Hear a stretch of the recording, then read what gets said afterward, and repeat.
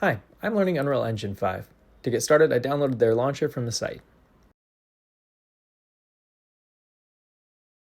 Once inside, we install and get all the goodies.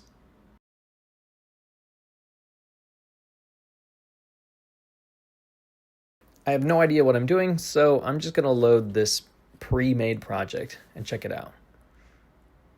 So learning basic things like moving, scaling, rotating inside the editor. Right on.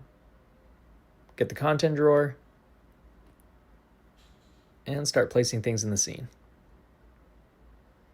It was right around this time that I realized you could actually play it. So I pressed P to play, and there we go. Learned some cool things about physics. Hello. Learned some cool things about materials. Let's make this shiny. Nice. Learned some cool things about sound and lighting and physics. More lighting, some logic, and totally earned this confetti.